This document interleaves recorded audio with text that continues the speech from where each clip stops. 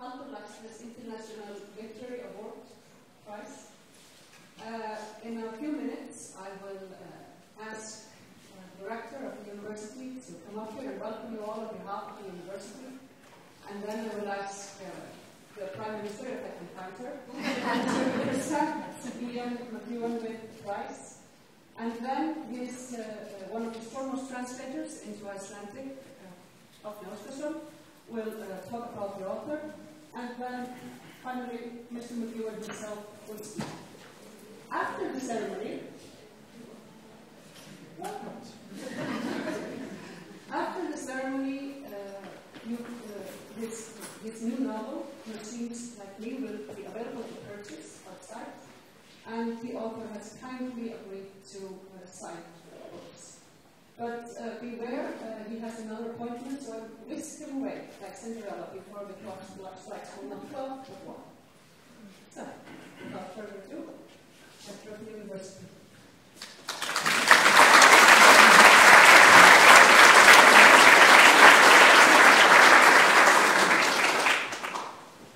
President of Iceland, Guðni T. Jóhannesson, former President Vigdís Finnbogadóttir, Prime Minister Katrín Jakobsdóttir, Ian McEwan, distinguished guests. It's my honor and pleasure to welcome you all to this event marking the presentation of the Halldórs Laxness International Literary Prize for the very first time. It is particularly fitting that this event is held here at Veröld, the house of Vigdís, which is the newest building at the University of Iceland, named after Vigdís Finnbogadóttir, who is here with us today, former President of Iceland, and the first democratically elected female head of state in the world. This building houses humanities and the University of Iceland, and in particular it houses languages and world cultures. Languages have always been a particular passion of Vigdís because languages open windows onto the world, as she phrased it herself. Literature has long occupied a major position in the work that takes place at the University of Iceland. Teaching and research in literature, both ancient and modern, creative writing, translation studies, and related subjects flourish here at the university. It is also true that authors and poets are very well represented among those who have been awarded honorary doctoral degrees from the University of Iceland.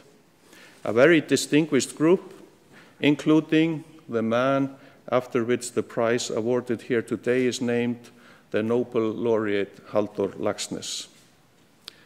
Ladies and gentlemen, it is well known that ever since the first settlers arrived in Iceland, literature has played an integral part in the history, culture, and language of the Icelandic nation. But no culture can survive on ancient glory alone. Rather, its lifeblood depends on the ability of each generation to renew the stories and the heritage in a dialogue with the world. Vigdís Finnbogadóttir and Halldórs Laxness have most certainly been such forces of renewal for Icelandic culture.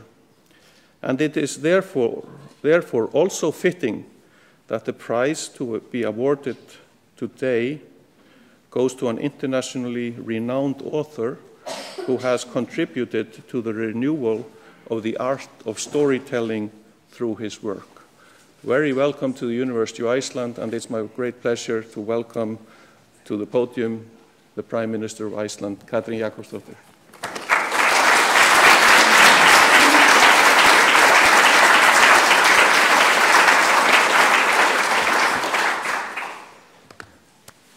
Forseti Íslands, Guðni T. Jóhannesson og Vigdís Finnbogadóttir, Rector, Mr. McEwan, dear everybody here, it's my great honor and privilege to be able to be here and to award this prize to a great author.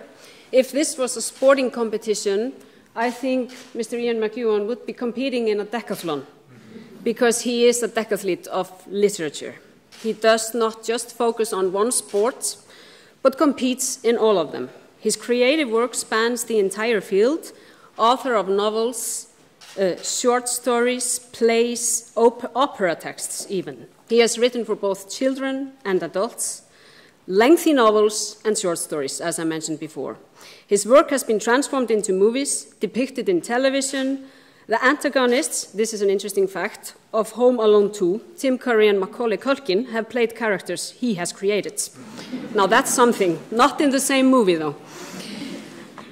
From what I gather, at the beginning of his career, he was all into horror and excitement, a feeling I know very well, because my studies in literature actually stopped in crime fiction.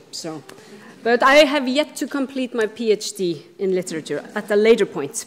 And I gather that he even had the nickname Ian Massabur, sem væri Jón Hryllingur á íslensku, eða eitthvað slíkt. This was an Icelandic joke, sorry.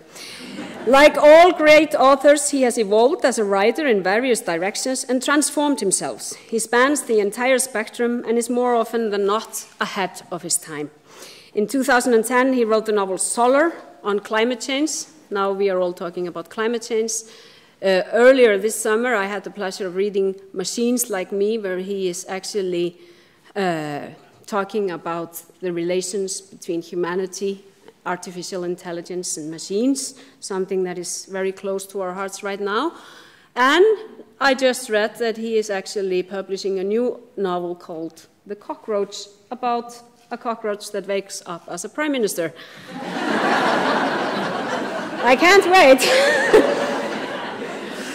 I can't wait to have a discussion about the current Prime Minister of the UK, about what he will think about it. But I think it is precisely this quality that connects these two masters of literature that we bring together today, our very own Halldór Laxness and Ian McEwan.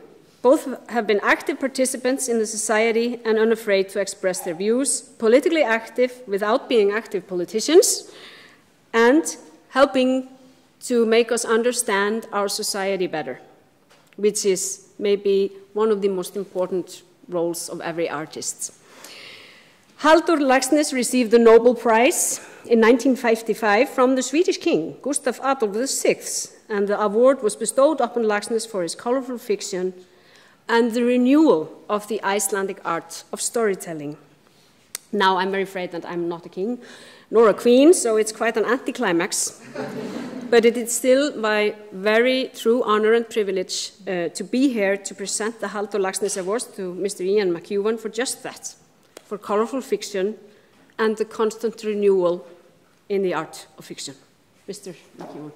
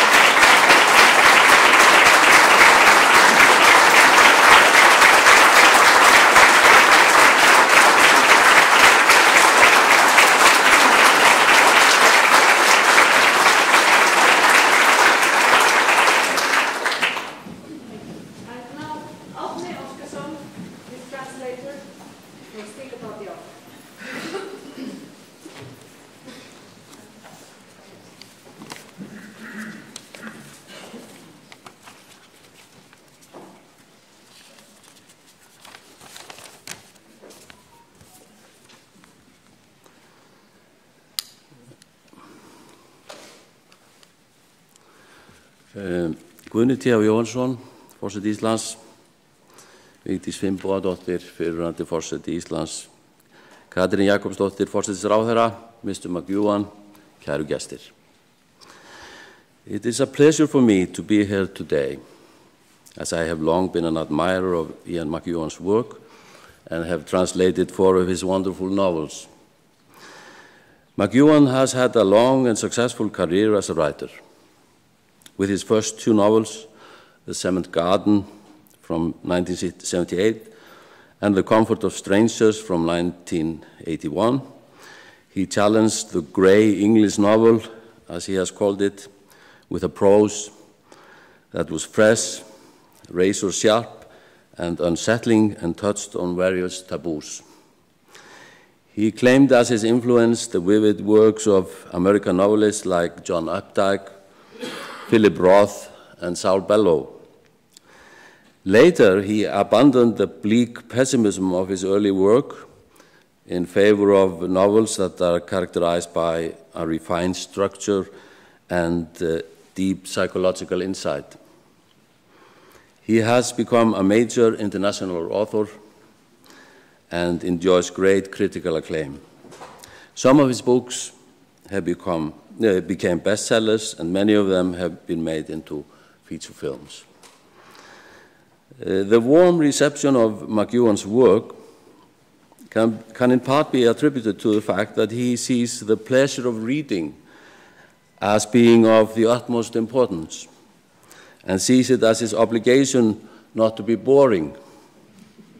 He has evaded what he calls the dead hand of modernism and has described it as one of his goals to incite a naked hunger in readers. Although his novels are in part cerebral and explore ideas, he does use various methods that are common in popular literature to create suspense, keep the reader alert, make him or her read on. It has been noted that dread or unease plays a significant part in many of his novels, often in the form of a very gripping, emotionally charged event early on. This event challenges the protagonist and becomes the starting point for an examination of the responses and motives later. There is, for example, a scene in the first chapter of Enduring Love, where 5 men in a park try to hold down a balloon with a young boy in the basket that, because of a sudden wind, is about to leave the ground. 4 of them let go of their grip, but one hangs on from a rope when the balloon soars up into the sky, and he eventually falls to the ground and dies. Another example is the beginning of The Child in Time, where a young child suddenly vanishes completely from her father as they are out shopping on a very ordinary day and is never seen again.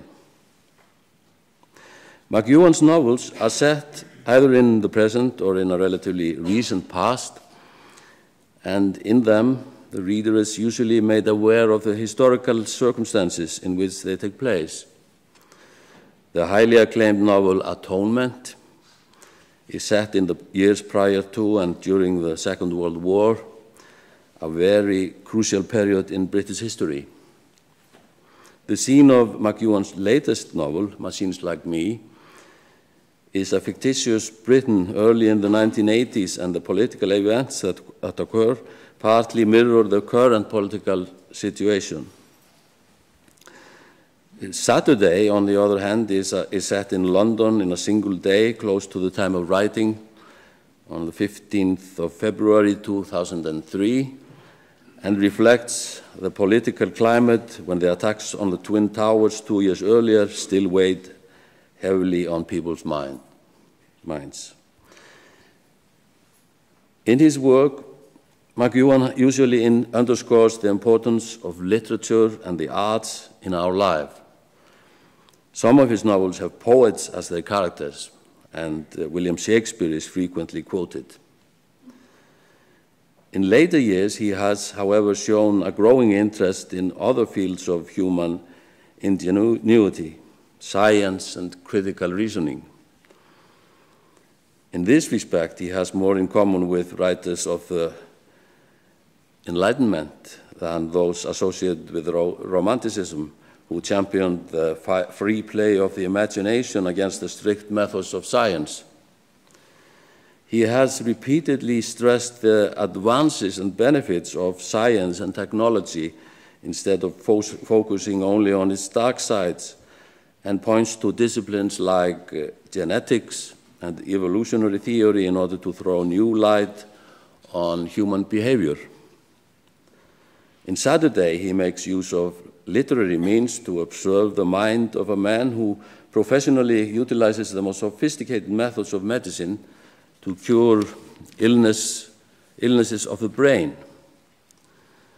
The novel Solar centers on a physicist in an existential crisis with the grave climate situation of the planet as a backdrop.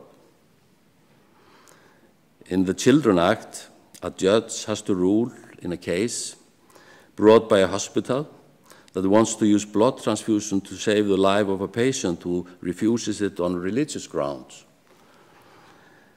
And in McEwan's new novel, Machines Like Me, which deals with the great advances in the field of artificial intelligence, the robot makes us see in a new way what it means to be human. These specialized fields, of course, demand a great deal of research work from the writer, and McEwan has been noted for the careful preparation of his novels. He followed a neurosurgeon at his work for months before he started writing Saturday, and he explored historical documents extensively while writing Atonement. Most important, however, in this body of work are perhaps the sentences themselves, the magic of the text, the ability to choose the right words to convey the right shades of meaning and emotion. McEwan's style is never abstruse or unnecessarily elaborate, but concise with great nuance, rhythmic, and often witty. It has been both a challenge and a privilege for me to get a chance as a translator to immerse myself repeatedly in the fabric of this prose. My congratulations on your award, Mr. McEwan. Thank you.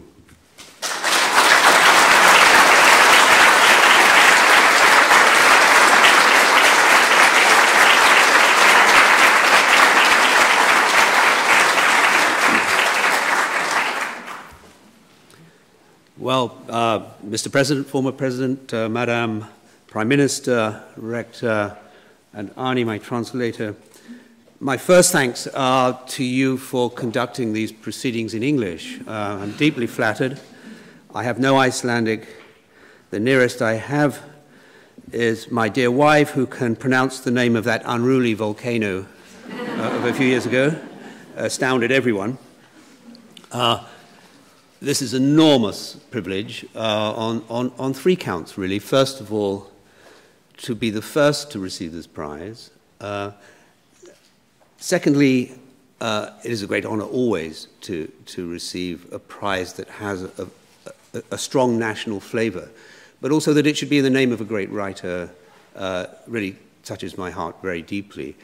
And rereading Independent People, somewhat through the lens of our current obsession in Britain of Brexit, it brought home to me the words, the very famous words of an English poet of the 17th century,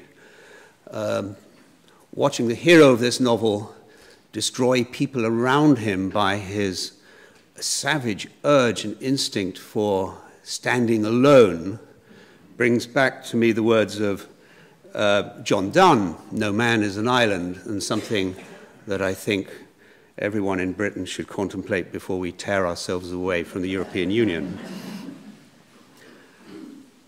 The other extraordinary thing about this novel, Independent People, which I'm sure you'll know 1,000 times better than me, is the great interpenetration, so it seemed to me on second reading, of a social realism which reminds me of Tolstoy, especially the cycles of agricultural life, brought back to me Levin and Kitty's time on the land and Levin's harvesting. This is on a thinner soil in Iceland, and it's a harder life. But it's the interpenetration of this social realism with a world of imagination, fantasy, a profound sense of the supernatural that run side by side. And that moment when Rosa refuses to put the stone on the cairn struck me very powerfully, because it's coming against the background of such a precise realism in fiction. I want to come back to that and how it touches so much in the mainstream of European literature over the last 3 centuries. But I just want to say something about my own background. And I really want to say that all writers start as readers. And I'm going to just say a few words about my own background in relation to myself as a reader. My father was a soldier. My mother was a housewife, a homemaker, as they say in the United States. I do not come from a literary household. Both my parents left school at the age of 14. I was the first in my family in all directions to stay on at school past the age of 16, and therefore was the first to go to university, a fact that gave my parents enormous pride. Because although they lacked a formal education themselves, it did give them a very strong, I might even say exaggerated, sense of the value of an education. So a lot of my childhood was spent in North Africa, in Tripoli, and every Tuesday evening I would go with my parents to the army library, which had, I was about 8 or 9 years old, and it had the tiniest of children's literature. Now, my parents were never read to. They had no notion of children's classics. I wasn't read to much as a child. And so I simply had no compass, no aesthetic compass for these books on the shelves. And I just chomped my way through them alphabetically as a child, completely unaware of what resonance they had in the culture at large. I was hospitalized about the age of 8, something to do with my sinuses, and I had what I now regard as my first profound reading experience. And I'm just going to mention 2 such experiences because I think they were formative for me as a writer. A trolley used to come around to the children's ward. I was in the ward alone. I had the whole ward to myself. And I plucked, again, just a book at random. I'm not sure it's still in print. It was called The Gauntlet. And it's about a boy who goes to stay with an aunt, finds a rusty old iron gauntlet in a field that he's staying in Wales. He slips it onto his hand, and immediately he's back to the 13th century, and he's a young prince. I was completely taken with this because it was a world so remote from the dry climate of North Africa, of Libya. And right at the end of that novel, he finds himself still on the grass. He's taken the gauntlet off, so all the dream is over. All the friends that he's made have vanished. And he says, so I found these lines on the internet this morning, their bones must have crumbled into dust in the quiet churchyard of Llanferron. And I remember now, reading those words, something, as I saw them on the page this morning, something happened to my spine in those moments, when because it was my first intimation of mortality, that all these deep friends you have, this family he seemed to have throughout the book, would die and their bones would crumble. And I was quite stricken by this moment, but it was a really powerful moment. The trolley came round the next morning, and I realized that I didn't want to read any other book. So I reread this one. And to this day, I still feel that rereading is the most important. Anyone who's ever read a book and reread it knows how much of it you forget. You probably retain only a couple of lines about how much you liked or hated it. And you could say very little about that book you read when you were 23 and 40 years have passed, except for just some notion of a character. And how rereading is really a voyage of discovery of the self, because you can measure your own changes through that. I was sent to boarding school from North Africa at the age of 11, a traumatic experience. It was not in the background of my parents the usual thing to send a child away to boarding school. It certainly is for, let's say, people with the background of our current Prime Minister to go to prep school and to a school like Eton.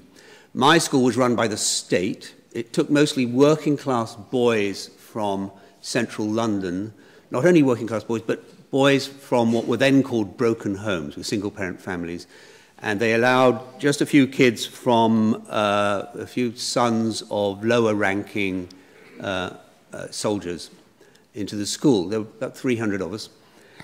And although I was miserable there, because I was a child of the 50s, we had no language to describe our emotions. So I was miserable, but I didn't know it. And it would never have occurred to me to say to my parents, I'm thoroughly miserable. It took till the 60s before, at least in Britain, people started to talk about their emotions, or even know that they had any emotions. And there I did begin to read really ferociously under some kind of guidance. And I come to my second reading experience. The centre of this house, rather like English public schools, which this state school was trying to imitate, it had a beautiful old Palladian-style mansion, and in there was a reading room, a very beautiful reading room with an ornate ceiling in the Adams style. Again, rather like the child I once was in the hospital, I had the whole room to myself. And I was reading a novel you might not know. It's very famous in England, very famous in Britain, called The Go-Between. Actually made into a famous movie with Julie Christie, screenplay by Harold Pinter many years later. Anyway, it has, its first line is turned into a journalistic cliche. I'm sure every editor who gets a piece of copy that starts with this must groan. The past is another country, they do things differently there. Anyway, it's set in 1900. A boy goes to boarding school, he's from a lower middle class background, he has grand friends. So already there were some echoes for me. And he becomes the go-between in an illicit love affair, running backwards and forwards with love letters between this couple. And there's a heat wave, and it's 1900. And as July comes around, he is intent on looking at the thermometer by the greenhouse of this grand house to see if it would reach 100. And that day that it does reach 100, the satirical magazine Punch arrives, and on the front cover of Punch is Punch himself mopping his brow with a handkerchief in acknowledgement of this 4-week heat wave that was sweeping through Britain. And this is the moment I think I became a writer, because I suddenly remembered that on the far wall of this beautiful library, reading room, were all the back numbers of Punch. And on a sudden and simple impulse, I put the book down, took down the bound volume for 1900, turned to July, and there he was, Punch, doing just what I thought would be impossible. And I suddenly, in that moment, saw the interpenetration of the real with the imagined, and it's haunted me ever since. There's a great problem with the English education system, and I say English as opposed to Welsh or Scottish or Irish, in that children at the age of 15 or 16 have to really decide between the life of the sciences or the life of the humanities. And again, it was one of those turning points of my existence. I was very fond of the physics teacher. He very much wanted me to study with him, to do A-level physics and maths, biology, chemistry. And on the other side was my English teacher, a very charismatic figure who wanted me to do literature. And every time they saw me, they would take me aside and say, forget the other fellow. The life you must lead, the life of the laboratory, it's so exciting. Physics is at a sort of extraordinary moment. Theoretical physics, you will love it. You've been doing so well. And then the English teacher would say, forget about science. The real business in life is to study literature. So I chose the English teacher because he was more charismatic.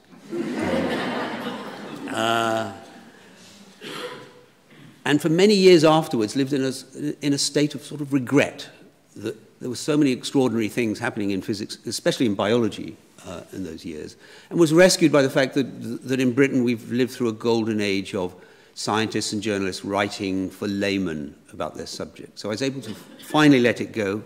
In my early 20s, I kept thinking I should go back to university and get a science degree.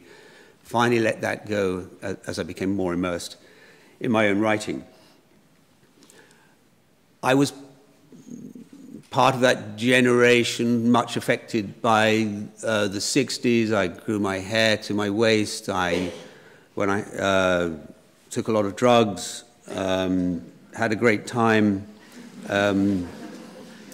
was persuaded by two American friends to accompany them to Afghanistan. We went to Amsterdam. We bought a bus, a Volkswagen bus, a microbus, and drove through Munich and to Istanbul, and then through Anatolia to Iran, into Afghanistan, and on up the Khyber Pass into Pakistan. A journey, by the way, you could not make today and stay alive.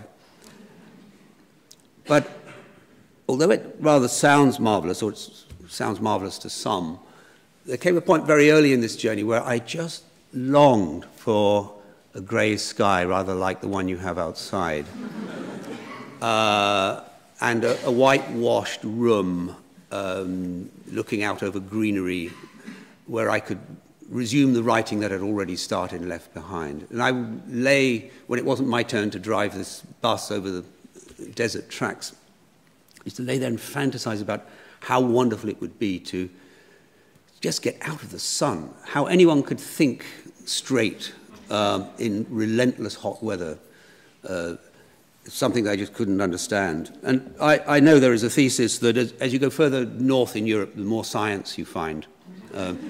It's not true, because, what about Galileo and the many others who lived under the heat and thought marvelously? But I did come back, I did start a writing career, and really the start for me was publishing a short story in a magazine. It was actually published as a book 3 times a year, called The American Review. And one day in 1973, a copy arrived from New York, and on the cover, in a pink cover, bright pink, fluorescent pink cover in white lettering, it said, Gunter Grass, Susan Sontag, Philip Roth, Ian McEwan. And I don't think I've ever had a bigger moment, actually, than that. That was the beginning of my writing life. I published a volume of short stories that I handed around among friends for the preceding 5 years. So in 1975, that came out. I was completely horrified by the press reception. Everybody was shocked by the content of these stories, whereas all the friends I'd given them to hadn't been shocked at all. They'd been rather amused. And I was pushed by journalists to explain myself why I'd written such shocking material, and I insisted that I didn't write to shock, but maybe now, 50 years later, I think perhaps I was writing to shock. But I took as my sort of guideline in this that the point about literature, especially in the century that contained Joyce, Lawrence, and we'd already had the famous Lady Chatterley case, and many others, Celine, William Burroughs, that it was possible to say anything, and that had been my understanding of literature. So I was rather taken aback, as if suddenly confronting, you go to the fun fair and there are those distorting mirrors, and I saw a distorted image of myself thrown back at me, and I was somewhat thrown by this. There came a point after I'd written more of those dark stories and 2 dark novels that I got to a crisis point in the early 80s. I felt I needed to regroup somehow, and I went off and wrote a movie with a friend, no, 2 movies, in fact, one about artificial intelligence in 1978, and that has been a long interest of mine, and an anti-nuclear libretto with a composer friend. And by the time I came back to literature, I felt I had a sort of warmer and broader hold on things, and I began to write novels that ran in parallel with my research for these novels. And so my guideline at this point, at the very beginnings, had been Kafka. And I just want to mention a link between Kafka and Laxness, which I'm not sure be all that obvious, and it's a somewhat eccentric point.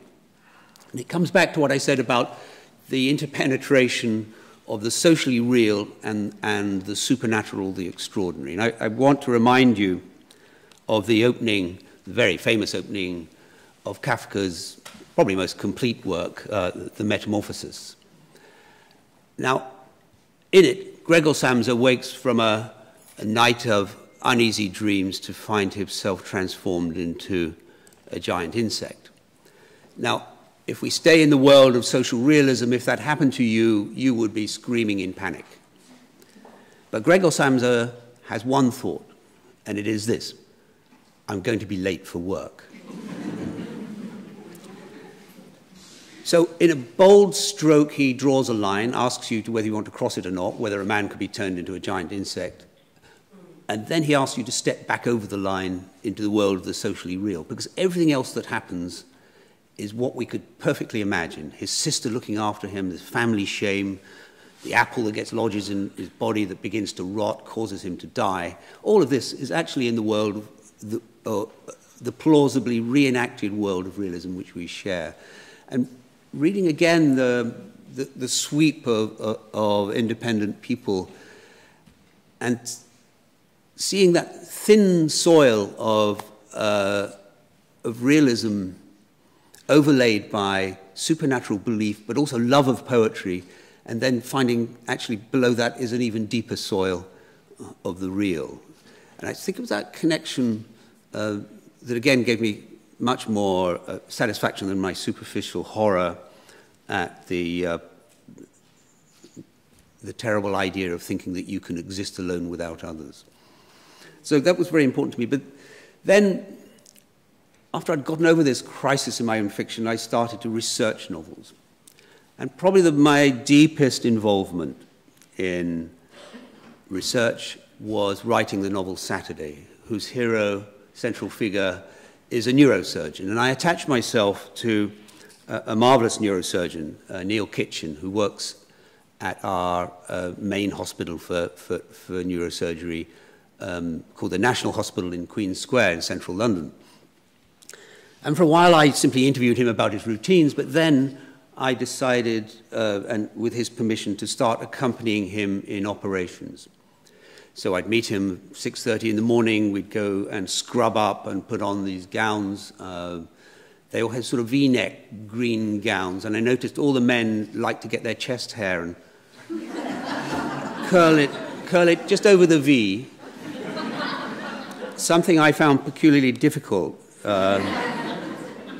But I did have 2 or 3 hairs, and I then became a habitué of the operating theatre and got to know the names of things, the routines, the hierarchies, although this particular neurosurgeon was not in the old tradition of waistcoated, fob watch grandeur.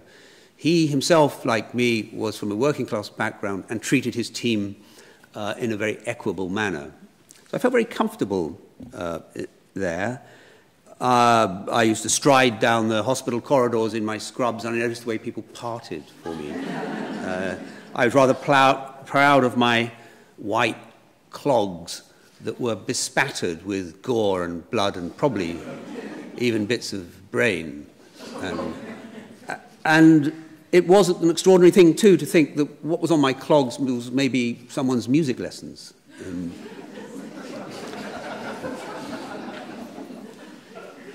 Anyway, there came a point when an operation was going on, and I was standing back from the table, and there was a sort of gentle, tentative knocking on the operating theatre door, and 2 students came in, and they, since I was the only one just standing there, the others were busy, they came over to me and said, "Excuse us, Doctor."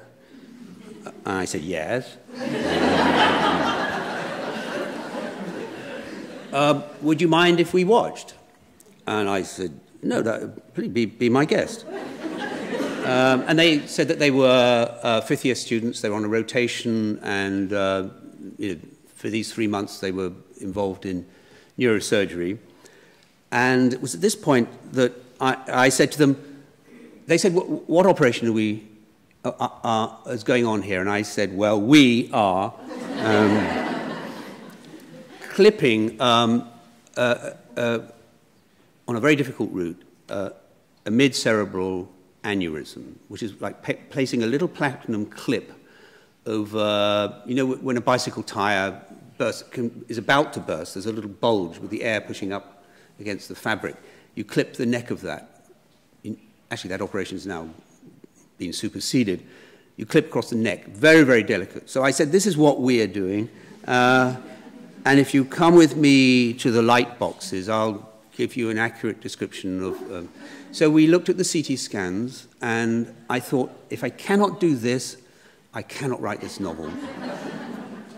So I took them through the operation. I gave them the history of this particular route we were taking, and showed on each of the CT scans the problem and the angle and so on.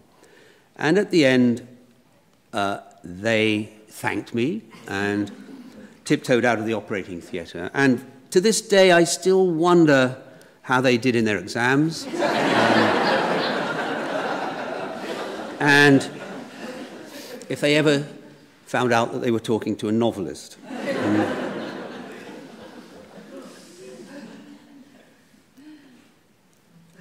This penetration of the real and the imagined, to which I want to add this to the list of stories on this theme, has been very important to me, because I often, like many novelists, set my novels, if they're in the present, among real cities, real people, historical figures that are actual. And so it's been the case, for example, when I was writing a novel called On Chesil Beach, a very famous pebble beach, 17 miles long, rather extraordinary geological formation. I went to look at that beach, having written the novel, just to correct sort of post hoc research. And the great thing about that beach is that over centuries, as storms have pounded that beach, it has sorted the pebbles so that at one end the pebbles are bigger, and as you walk along the many miles of that beach, the pebbles get smaller and smaller. And fishermen could, so I was told, if they landed at night, just by picking up a handful of pebbles, could tell exactly where they were on the beach. So I walked for about 3 miles along this beach, very hard walking on this gravel, picking up a stone every half mile, and brought home about 6 of them.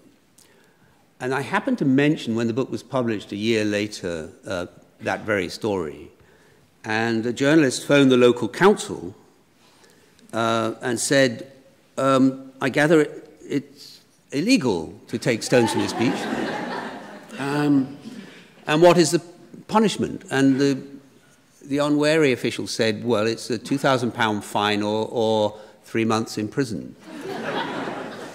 So I suddenly, next morning, opened the paper saying, McEwan faces prison.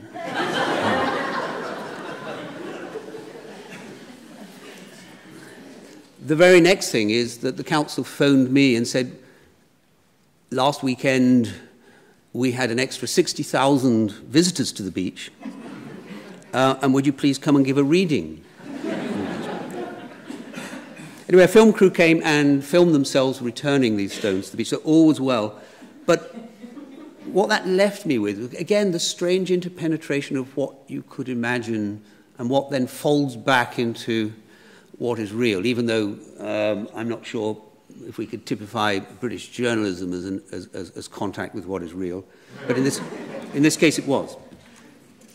I'm going to conclude just to say something about the novel itself. I often wonder why it isn't dead. When I started writing in the early 70s, there were frequent symposia in magazines or at universities on, is the novel dead?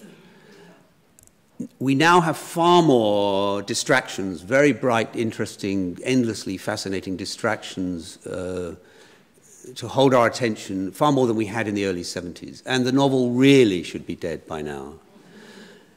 Why is that not the case? I think partly because we've yet to discover an artistic form that can render consciousness itself, the interior of minds, what it's like to be a woman, a man, in a certain time, in a certain place, in a certain situation.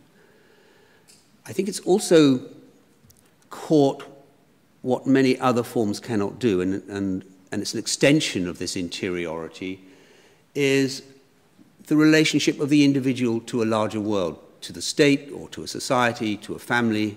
I think the novel has found, largely through the last 3 centuries, endlessly refined techniques of representing our own relationship to those around us. And I think that as we face the most extraordinary, and I think civilizational change, that's if we can escape the depredations of climate change, that we are now at a point where we might invent creatures or devices that are cleverer than ourselves, who will in turn invent better versions of themselves, leaving us far behind. Now, anyone whose car has ever broken down and gets out of the car and gives the car a good kick has been in an emotional relationship with a machine. We are now talking to Siri. We're now talking to Alexa. We're now having conversations about whether we should tell our children to say thank you to Alexa or not. It's very, very important. Do we treat Alexa like a slave? Or do we treat Alexa like an informant, a kind of bugging device, taking your thoughts straight back to Google headquarters? Clearly, if we are going to survive this century and beyond, we face an extraordinary point now of transition where autonomous vehicles are going to start rolling up our streets. In there is software that has to decide whether to defend the driver or the pedestrian in an emergency. Which way do you swerve? Now, it's probably the case that a computer thinking 1,000 times quicker than a human could make a good choice, given whatever algorithms and moral choices you've entered into it. But still, we're crossing a line, a really important line of handing over that decision, whether it's good or bad. So for that reason, I got thoroughly absorbed in my own lifelong obsession with AI, which began way back when in 1978, when I wrote a play for a television film for the BBC that ended up with an Alan Turing-like figure having a discussion with his colleagues as to whether a machine could think. This all brings me back to those moments, extraordinary moments in independent people. And I think that the novel The Atom Station deserves much greater attention and affection in Britain. Everyone, if it's Laxness, they have to read Independent People, but actually it's a body of work that is really extraordinary. That it's been, for me, an enormous privilege to spend the last 50 years doing just as I please, staying out of a job. And I recommend everyone could stay out of a job if you can. But one of the great civilizations, I already know the Prime Minister had to go. Sorry, because I have to go to yes, Parliament. yes. You must go. Thank you. One of the great luxuries of civilization is solitude. And I wonder what Halldórs Laxness would say to young writers if he were alive today. The advice I give, I hope, is the advice he would give to young writers. And it would be, try and find a corner of every day when you disconnect from the delicious allure of the internet and address your own notebooks and your private thoughts. One gets the impression from his own work that this is a man who enriched us by his own solitude, but also showed us the danger of taking that solitude too far and thinking you can live without others. So anyway, it's an enormous privilege and excitement for me to receive a medal with his name on it. Thank you very much indeed.